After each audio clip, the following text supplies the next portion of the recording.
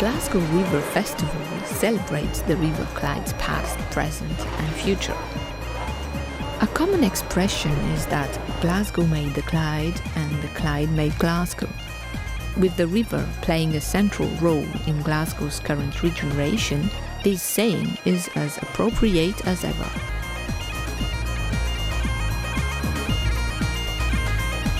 The riverside is changing into a place for leisure activities, services and luxury accommodation, reflecting the city's credentials as Glasgow, Scotland with style. From being a major centre of production to one of consumption, the river is a key player in the city's turnaround.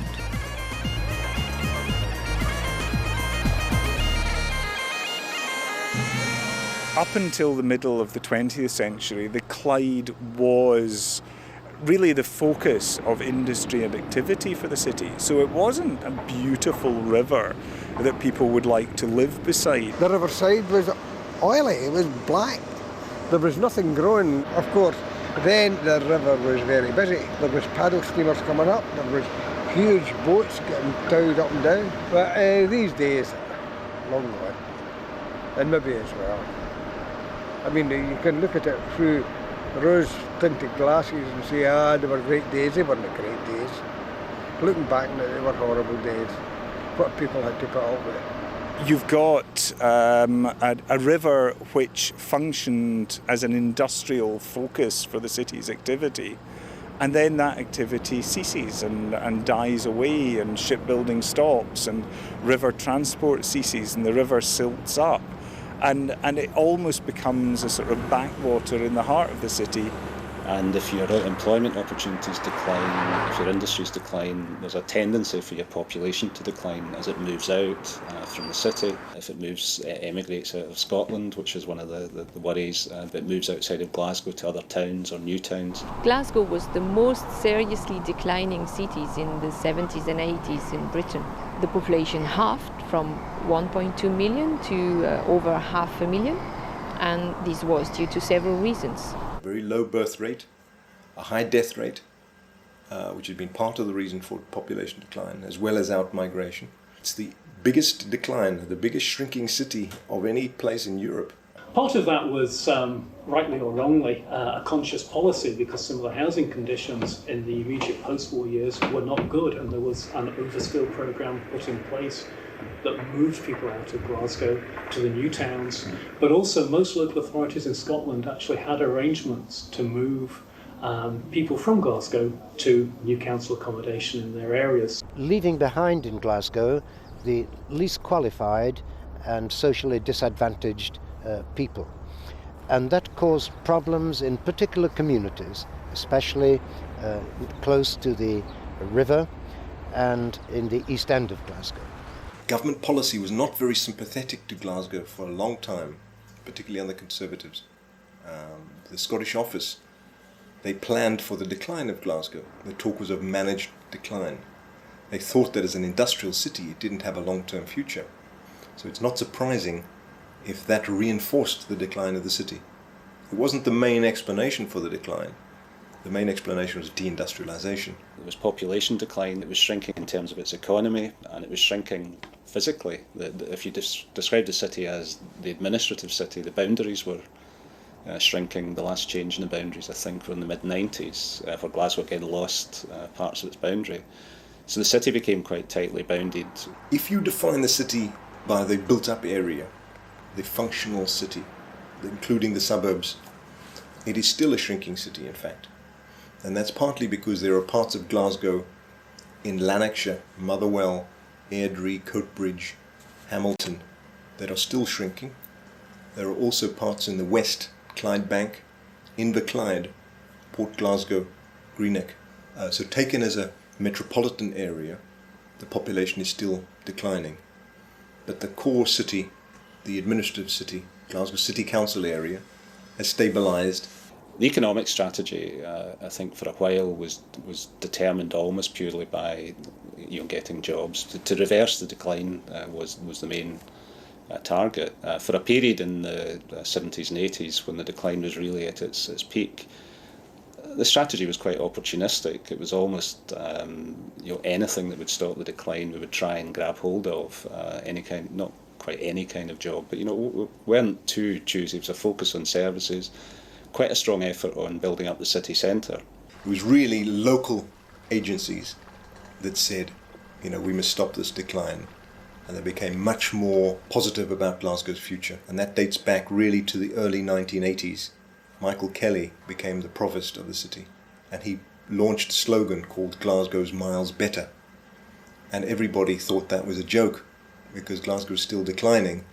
And what miles better than what? But anyway, it was a sort of start of a new positive campaign to try and promote Glasgow and to restore confidence on the part of local people as well as outsiders. 10 years ago was a turning point in Glasgow. Almost all of the statistics began to turn upwards in economic terms in the mid-90s. A lot of people then said this was a blip, but it's been going on in a sustained pattern for 10 years. So we've now got to the point where we're generating jobs consistently. The quality of those jobs is increasing. And I think what you're beginning to see now is a renewal of the kind of depth and diversity of the economy. There are new industries, older industries are stabilising. What manufacturing is left tends to be quite high quality. And as the city economy has improved, and as the type and nature of the economy has shifted to what we almost entirely service-based economy now, manufacturing is about 8% of the Glasgow economy. Jobs have come back to Glasgow. We've been one of the fastest growing jobs generators in Britain in the last decade. So that's a big achievement, to have turned around a city from decline in the economy to growth again. The growth of the city that has made one of the biggest impacts, apart from the high technology based activities, has been the growth of tourism and retailing. Glasgow is now the most important retail centre. It has the largest floor space and turnover outside London. Glasgow has had quite a lot of increased public spending in health, in education, in public administration. So those have really been the two key drivers of the regeneration of Glasgow: public sector and consumer services. The Science Centre and the Media Park are very important in terms of they are major signals of the industrial regeneration of the area, and the industrial regeneration based on media and new high-tech industries. And that's good. These are very, very important services. The third biggest part of the recovery has been the growth in certain services, particularly call centres and shared services, back office functions. But call centres, Glasgow is, some people say, the call centre capital of Britain now. The cultural expansion of Glasgow has been absolutely astonishing, with the European City of Culture. A new concert hall was built. We now have opera, ballet, symphony concerts. The BBC is located here, so is commercial television. So it really is the cultural hub of Scotland, particularly in the performance area. Glasgow's always been a fairly cultured city and had a strong cultural base that was built up alongside the success and wealth of the industries. But as they started to decline, pressure comes on things like cultural activities, which many people regard as sort of fairly frivolous activity, and the result is you start sort of cutting back.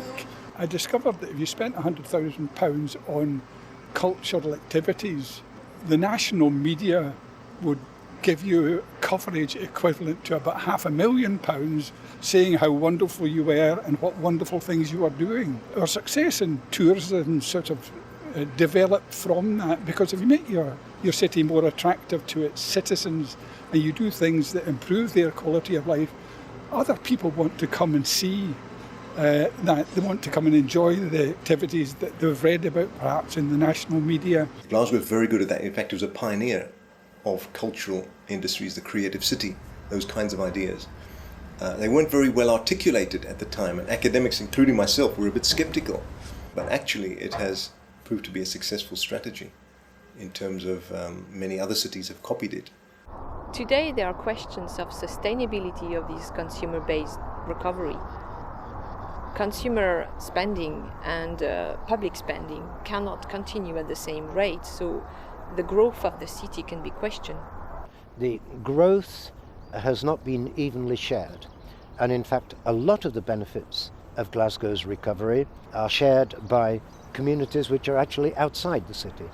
The suburban commuter settlements, particularly to the north of the city, but which work in Glasgow but contribute very little to the tax base of the city. There's also been concentrated efforts by particularly the local authority to bring back population by increasing the level of households. Some of that involves wider strategies like education and whatever. There's a pattern in Glasgow that if people get to the point where they have children, both for school reasons and for the fact that the suburbs are outside of the boundaries, they move out of the city. So there's an attempt to provide better schools, better housing, so that doesn't need to happen. We know that we've been lacking accommodation, housing for people who wish to buy into more upmarket property. It's been a weakness of Glasgow in terms of property tax bands. And Glasgow's always been well represented at the cheaper bands, which reflect cheaper property, and compared to other Scottish cities has been very underrepresented at the top of that tax band pyramid. So it's been a key thrust of the council to try and redress that, to broaden the range of housing opportunities there are in the more upmarket, the more expensive properties. People do like living on and beside water. There is something magical. I'm convinced that it's not about water itself. It's about light, and it's about the patterns of light on the water. It's actually the play of the light, which is just fantastic. And people, all over Europe live beside canals, beside rivers, and beside the sea because of the particular delight that, that creates. And the fact is that Glasgow has all this unused industrial hinterland sitting right on the river, and this huge asset which has really, until relatively recently, not been fully appreciated. And now we do have the plan to regenerate the whole length of the river. Glasgow Harbour is, I feel, a little overscaled, and I think it has potential problems because it doesn't really work at a community level. You want to work at 6 or 7 stories, and that's a good size for a city, because essentially that allows for communication between the ground and the top level. But Glasgow Harbour, obviously stands there as a sort of powerful symbol of major regeneration. That was derelict industrial hinterland, albeit, the former granaries might have looked magnificent. They no longer had any function. So they've gone, and we have new housing, and that has to be positive. The population of Glasgow has stabilized. It's mainly due to in-migration, but it's not a permanent migration. However, it is still significant for the city. The city's also had a policy of encouraging and working with the UK government to bring asylum seekers to Glasgow as part of the UK government's programme. And there are also a significant number of people come from the A8 accession states, the new members of the European Union, to Glasgow to gain employment. Some we hope will stay here, others may stay for a while and then return to their own countries. But they've had a significant impact on population levels within Glasgow. Because of the asylum status, people actually can't work until they actually are allowed to pass the rigorous scenarios that they have to go through when they come for asylum. When an asylum seeker is given permission to stay, they lose the housing that has been provided, and they have to leave it. In addition, because they have been effectively deported from the place where they began, in probably the London area, there will be a strong reason for them to return. And consequently, the asylum seeker population continually turns over. As far as the workers who come here from Poland and Central and Eastern European countries to work, again, they have families and they have relations in their home countries. And although some may stay, it's highly likely that most will want to go back, and many do go back. The expansion of higher education has been very substantial, with a new university founded and a huge expansion in student numbers. It provides a sort of a steady stream of temporary migrants to the city. In fact, many students also work in call centres, in hotels, in restaurants and so on. They're another source of revitalisation of the city. The other ingredient of migration, natural change, i.e. births and deaths, has changed in a positive way too. So if we start to look at our projections over the next 10 years, then we can see the population naturally regenerating itself as more births than deaths are expected. There are big social challenges of places and people that are excluded from this new prosperity. Over half of the neighbourhoods in Glasgow are part of the 15% most deprived neighbourhoods in Britain.